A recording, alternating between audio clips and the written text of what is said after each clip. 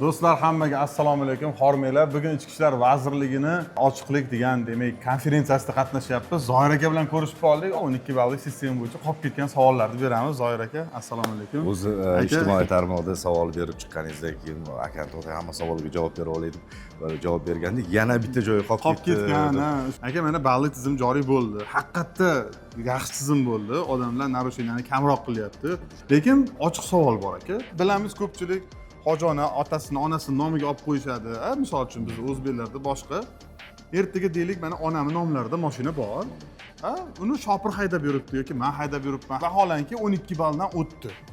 12 balldan o'tgandan keyin, lekin ayami pravolari yo'q onamning. Nima bo'ladi aka shunaqa holat?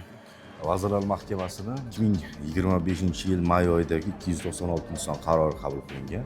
Qarorga ko'ra, transport vositasida sodir etilgan qoidabuzarliklarni jarima ballari 12 balldan oshganda transport vositasi jarima maydonchasida ushlab turilishi haqida tartib belgilangan. Ya'ni ushlab turilish jarayonida qo'shimcha surishtiruv harakatlari olib borilib, jarima va jarima ballariga tushgan fuqarolar kimligiga aniqlik kiritilishi belgilangan. Haydovchilik guvohnomasi, pravasi bo'lmagan shaxs nomida bo'lsa, 12 ball to'planib ketsa, o'sha odamga mashina to'xtatib, jarima maydoniga tiqadi. Xuddi shunday. Faqat surishtiruvlar bo'lib, kimgadir u ball baribir taqsimlanishi kerak-da. Jarima maydoniga olib davomida huquqiy baho berilishi belgilangan. Huquqiy baho beriladi. Ungacha ham turadi mashina. Jarima maydoni. Uni pulini o'sha mashinaning egasi to'laydi jarima maydoni. Albatta, shu transport vositasida qoidabuzarlik sodir etilgan, unda qo'pol qoidabuzarliklar sodir etilgan va jarima ballari hisoblangan, bevosita bu ushlab turishga asos bo'ladi.